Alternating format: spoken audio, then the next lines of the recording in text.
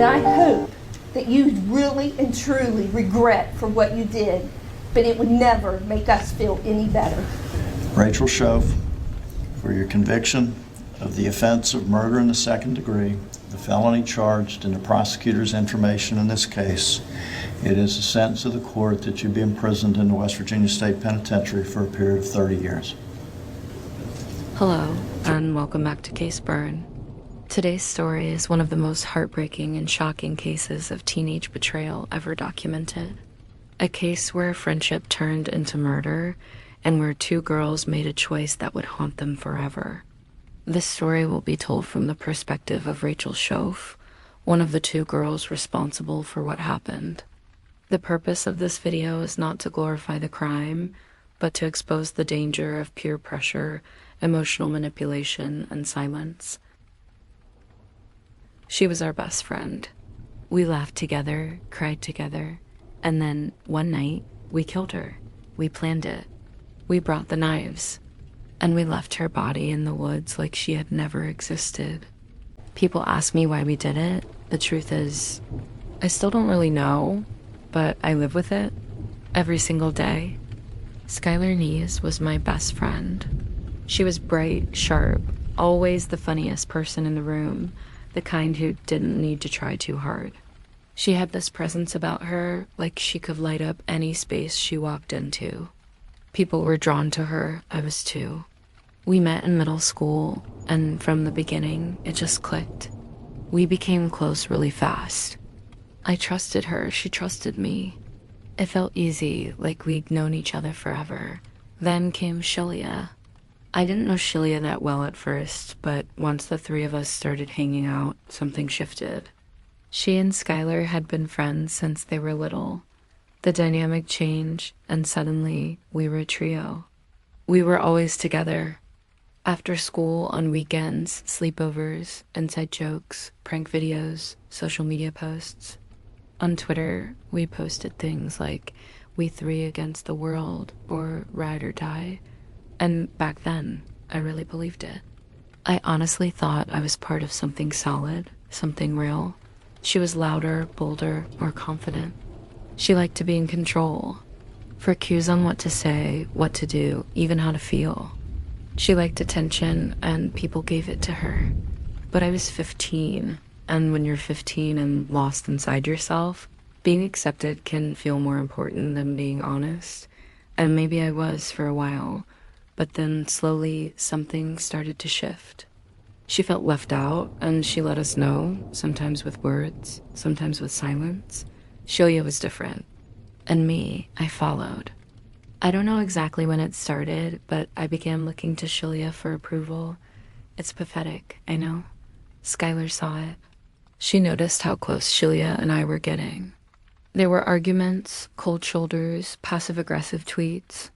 But we never talked it out. We just kept pretending everything was okay. Looking back, maybe that was the beginning of the end. Our group looked perfect from the outside. 3 girls, always laughing, always smiling.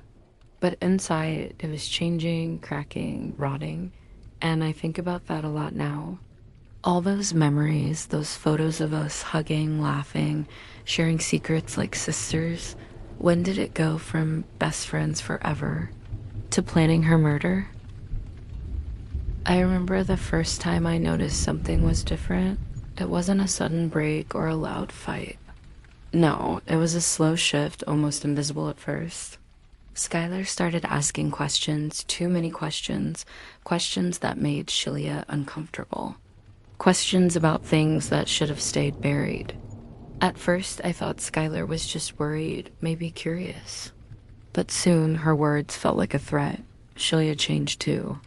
She wasn't the friend I once knew. She became colder, sharper, like a shadow lurking behind a smile. She whispered, she plotted, and somehow I got swept up in it all. Too afraid to step away, too lost to understand what was happening. We stopped inviting Skylar like we used to. She noticed, but she didn't say much. Or maybe she tried and we just ignored her. It felt like we were building walls, brick by brick, between us. I asked myself why. Was it fear, jealousy, or just teenage cruelty, the kind that creeps in without warning. I remember lying awake at night, wondering how things had gotten so twisted. How did the girl I trusted the most become the enemy, and why was I letting it happen? It started almost like a whisper, a terrible thought that no one wanted to admit. One night, between nervous laughs and uneasy silences, someone said, "What if we just got rid of her?" At first, it sounded like a bad joke. Something said in the heat of frustration, something we thought we could forget by morning. But the idea didn't disappear. Instead, it lingered, growing heavier with every passing day. We weren't monsters. We were just scared, confused, and caught in a web of secrets we couldn't escape. The more Skylar pressed, the more threatened we felt. The more we pushed her away, the darker our thoughts became. There was no plan, no justification, just a moment of weakness, fueled by anger and fear. It was wrong, and we knew it. Yet somehow, none of us stopped it. I remember sitting in the car with Shilia the night everything changed. Her eyes were cold, fixed on me, waiting for me to say the words that would seal our fate. And I did. I said them. "We could do it," I whispered, my voice shaking. The weight of that sentence crushed me instantly. But Shilia's face didn't waver. She was ready. And in that moment, I realized how far we had fallen. Looking back, I want to say it was a mistake, a moment of blindness, but it wasn't that simple. It was a choice. A terrible, unforgivable choice. Now, let me take you back to that night. The moment everything changed forever. The moment when a friendship turned into a nightmare no one could escape. It was a summer evening, July 2012. The day had been like many others. Long, hot, full of teenage chatter and plans for the weekend. Skylar Neese, a bright, lively 17-year-old, was still very much herself, filled with dreams and trust in her two best friends, Rachel and Shilia. Little did she know, this night would mark the tragic end of that trust and friendship. Rachel and Shilia had spent weeks quietly wrestling with their dark thoughts. The tension had been building beneath the surface, a storm that no one saw coming. Yet, for Skylar, the night began like any other. She believed she was simply going to spend time with her friends, to relax, to laugh, unaware that her fate was sealed. That evening, Rachel and Shilia picked Skylar up from her home, just as they had many times before. The three of them piled into the car, joking and chatting, appearing to outsiders like any typical group of teenage girls. The car smelled of the familiar, the mixture of perfume, sweat, and the faint hint of cigarette smoke. But inside, a heavy silence hung in the air, punctuated only by forced smiles and hesitant glances. The usual easy camaraderie had vanished, replaced by something dark and unspoken. As they drove away from the neighborhood, the streets gave way to winding roads lined by dense forests. The familiar world of streetlights and homes faded behind them, replaced by shadows and the thick, oppressive quiet of the woods. No one spoke much. Skylar tried to break the silence with light conversation, questions about plans and summer adventures, but Rachel and Shilia remained distant, their thoughts elsewhere. Rachel later recounted how her heart pounded in her chest as she stole glances at Skylar through the rearview mirror. Skylar's eyes sparkled with innocence and trust, a stark contrast to the turmoil building inside Rachel's own mind. She longed to warn her, to stop what was about to unfold, but fear and confusion kept her silent.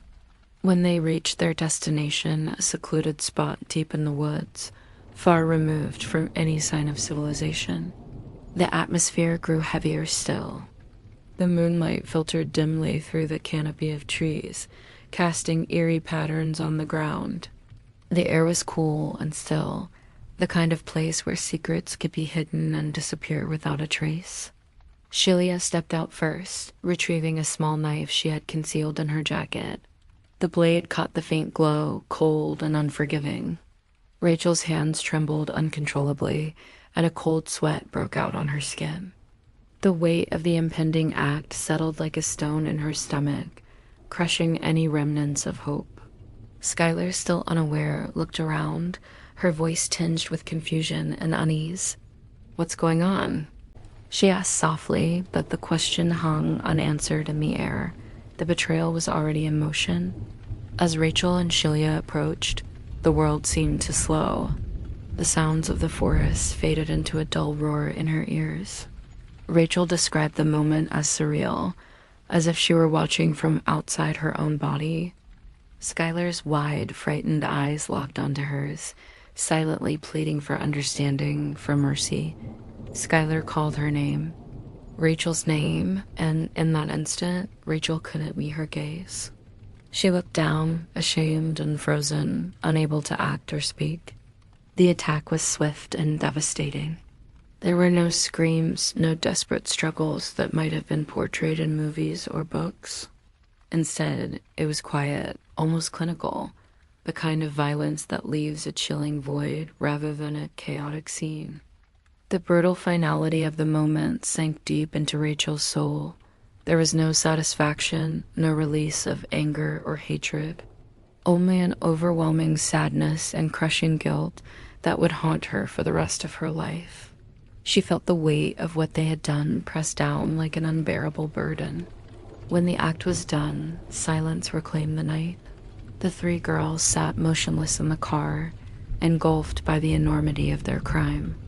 The forest around them seemed to close in, shadows thickening with the cold realization that life as they knew it was over. Rachel described the aftermath as cold and unreal, like a nightmare she couldn't wake from. They had crossed a line that could never be uncrossed. The bond of friendship shattered into irreparable pieces. Panic quickly set in. The reality of the situation left no room for rational thought. They knew they could not call for help, that the consequences of their actions would be devastating. The decision to hide Skylar's body became a desperate and frightening necessity. Together, Rachel and Shelia dragged the lifeless form deeper into the woods, searching for a place hidden enough to bury the unbearable truth. The task was exhausting, filthy, and terrifying. There was none of the dramatized heroism or calculated planning one might expect. Only chaos, fear, and a frantic hope to erase the evidence of their crime. Rachel recalled the difficulty of moving Skylar's body, how the uneven terrain and dense underbrush made every step a struggle. Every snap of a twig or rustle of leaves set her heart racing. The forest, once a place of carefree childhood memories, now became a prison of dread. Despite their efforts to conceal the body, the weight of guilt and fear was impossible to bury. Rachel's thoughts raced with what-ifs and regrets. The memory of Skylar's eyes haunted her dreams, a constant reminder of the life they had destroyed. In the days that followed, Rachel's world began to unravel. She found herself unable to sleep, haunted by nightmares and the crushing knowledge that nothing could undo what had been done.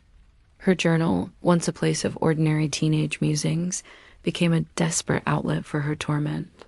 Pages filled with shame, sorrow, and pleas for forgiveness.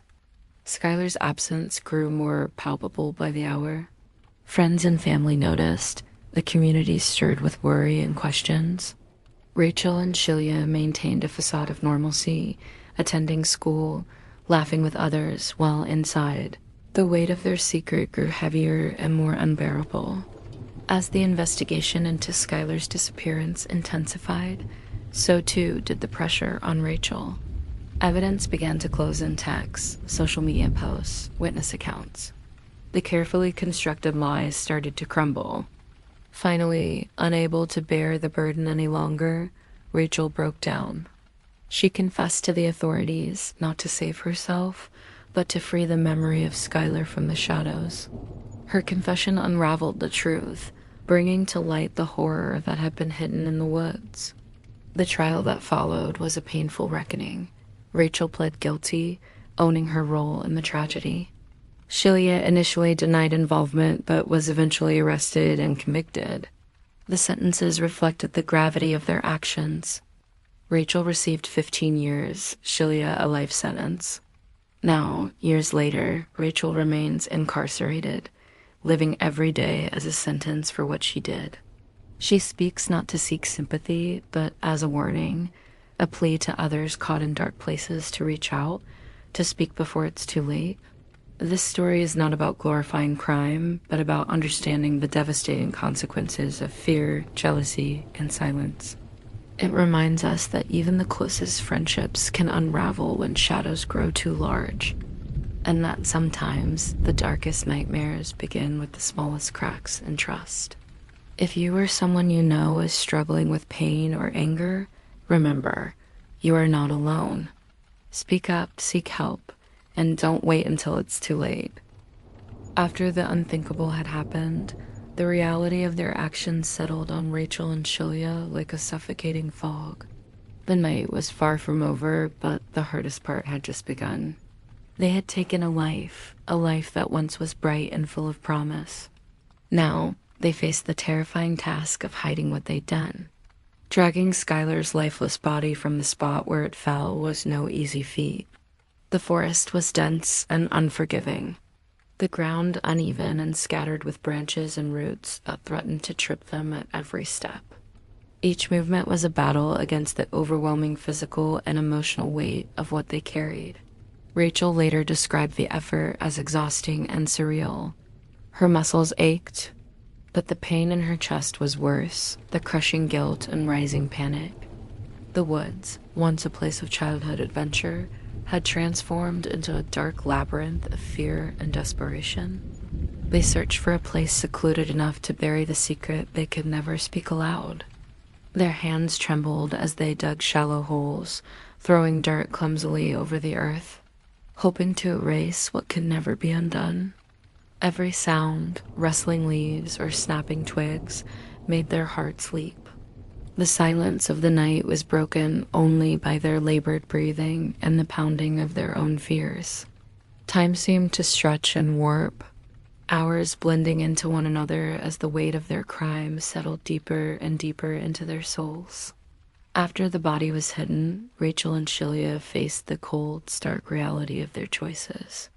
They returned to their lives, to school hallways filled with whispers and glances, to friends who asked where Skylar was, to families who were desperate for answers. They laughed and talked, pretended as if nothing had changed. But beneath the surface, a storm was raging. Rachel described her nights as sleepless and filled with nightmares, the image of Skylar's eyes haunting her every moment. The facade they maintained was fragile and cracked. Every smile was a mask, every laugh a cover-up. The secret grew heavier by the day, a prison built not of walls, but of fear, shame, and regret. The days after Skylar disappeared felt like living inside a nightmare for everyone who knew her. But for Rachel and Shilia, it was a waking hell, a suffocating weight that pressed down on them relentlessly. The small town of Star City was shaken, the community united in fear and confusion, desperate to find the missing girl, to bring her home. Flyers went up everywhere. Police dogs searched every corner of the woods. Friends and family held vigils, tears streaming down their faces, hoping for a miracle that seemed increasingly impossible. At school, the atmosphere changed overnight. Friends whispered behind hands. Eyes followed Rachel and Shilia wherever they went. The silence was thick with unspoken suspicion. No one dared to say it aloud, but everyone sensed something was wrong.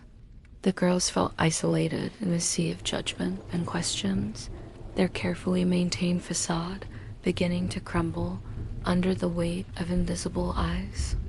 The smiles became tighter, the laughter more forced. Every glance felt like an accusation. Rachel's mind raced constantly.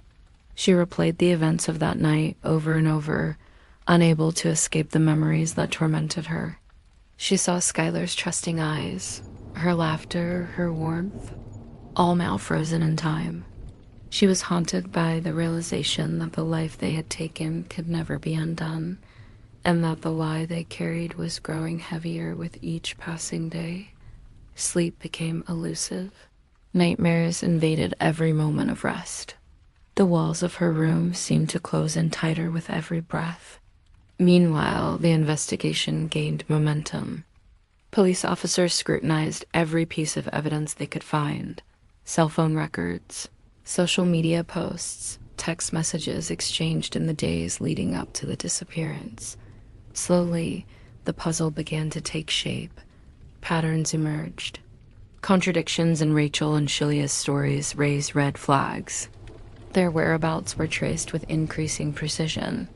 Witnesses came forward with new information. The net was tightening. The community watched, tense and uncertain. Rumors spread like wildfire. Friends turned away.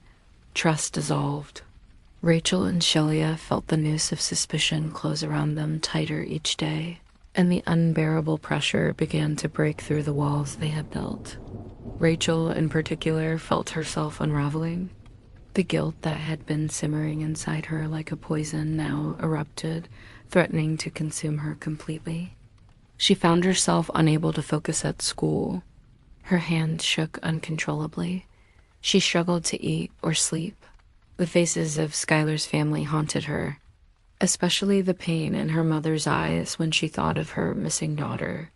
It was a mirror of the guilt reflecting back at her from every direction. One night, overwhelmed and desperate, Rachel sought solace in confession. She turned to a pastor, someone she hoped would listen without judgment. In whispered words, broken and raw, she revealed fragments of the truth she could no longer hold inside. It was the first crack in the dam, a fragile moment of release amid the storm of her torment. The confession was only the beginning. The next day, trembling and uncertain, Rachel went to the police. The act was not born of a desire to save herself, but of a desperate need to free Skylar's memory from the shadows, to tell the truth that had been buried in silence. She laid bare every detail, every moment leading up to that terrible night. Her voice was steady but filled with remorse, a young woman finally confronting the consequences of a choice that would haunt her forever. Her admission sent shockwaves through the town and beyond. The community grappled with disbelief and grief. The families of Rachel, Shilia, and Skylar faced unimaginable heartbreak and betrayal. The investigation transformed from a search for a missing teenager into a legal battle that would expose the dark, tangled web of teenage fear, jealousy, and desperation. The authorities swiftly arrested Shilia, who initially denied any involvement, but was soon confronted with the evidence laid out by Rachel's confession and the police findings. The trial loomed ahead, a grim and public reckoning that would force all involved to face the truth in full light. For Rachel, the confession was both a burden lifted and a chain forged. She would now face the consequences of her actions, but with a glimmer of hope that by speaking the truth, she might begin a long process of seeking forgiveness and redemption. The case became a somber lesson for the community, a reminder that beneath the surface of even the closest friendships, darkness can sometimes lurk, and that silence and fear can lead to devastating consequences. The courtroom was heavy with tension the day the trial began. It was a place where truth and justice were supposed to meet, yet for those involved, it was a stage for raw pain, shattered lives, and the irreversible consequences of a terrible decision. The community, still reeling from shock, gathered in silence, many unable to fully grasp how a friendship so close could unravel into such darkness. Rachel took the stand first. Her voice was steady, but beneath it lay the weight of years of guilt and remorse. She told the story exactly as it was ... No embellishments, no attempts to soften her role. She spoke of the night Skylar died, of the moments leading up to it, and of the crushing burden she had carried since. Her confession was not an excuse, but an acceptance of responsibility. "I am responsible," she said quietly, "and nothing I say or do can change that." Shilia, in contrast, initially denied involvement. Her demeanor was colder, more defiant. She refused to accept guilt, even as evidence mounted against her. But the weight of Rachel's testimony and the thorough investigation made her position untenable. Eventually, Shulia was found guilty of murder, and her sentencing reflected the severity of her actions, a life sentence without the possibility of parole. Rachel was sentenced to 15 years in prison. The judge acknowledged her cooperation and confession, but emphasized the gravity of her crime and the irreversible loss it caused. The sentence was a painful reminder that justice demanded accountability, regardless of age or circumstance. Throughout the trial, the families of Skylar, Rachel, and Shulia watched in silent agony. Their grief was raw and unrelenting. The loss of Skylar was a wound that would never fully heal. Yet amidst the pain, many expressed a hope that the truth brought forward might prevent future tragedies, that the story of Skylar's death would serve as a warning and a call for awareness. After the verdict, Rachel spoke publicly for the first time since the trial. Her words were heavy with sorrow, but also with a desire to prevent others from walking the path she had taken. She urged young people who felt isolated or overwhelmed to reach out, to seek help before anger and fear spiral out of control. "If you're hurting, talk to someone," she said. "Don't let silence turn into something terrible." The community began to heal, slowly and painfully. Skylar's memory was honored not just in mourning, but through efforts to raise awareness about teenage mental health, the dangers of unchecked jealousy, and the importance of communication. Rachel's story is not just one of crime and punishment. It's a reminder of how fragile relationships can be, and how crucial it is to confront pain and fear before they consume us. It is a tragic lesson in the consequences of choices made in moments of darkness. This story is not just about a crime. It is a powerful reminder that the choices we make, especially in moments filled with fear, anger, or confusion, carry consequences that can change lives forever. What began as a close friendship ended in tragedy because reason gave way to emotions that no one could control. And this is a warning that every one of us needs to hear. Growing up can be complicated, messy, and sometimes painful. Emotions often feel overwhelming, and the pressure to fit in or keep secrets can feel unbearable. Yet these moments, however intense, are when it matters most to pause, reflect, and seek support. Violence, betrayal, and silence do not solve problems. They only deepen wounds and leave scars that last a lifetime. If you are watching this and feel alone, scared, or overwhelmed, remember that you are not by yourself. Many people have faced similar feelings and found a way forward by reaching out. The hardest part is often just admitting that you need help. Whether you talk to a trusted adult, a friend, a counselor, or use anonymous support services, those conversations can be the first step toward healing. Asking for help does not make you weak, it makes you human. It takes courage to face your problems and to admit that you cannot handle everything on your own, and that courage can save lives. Sometimes even your own. It is equally important to notice if someone around you is struggling. A friend, a classmate, or even a stranger might be silently suffering.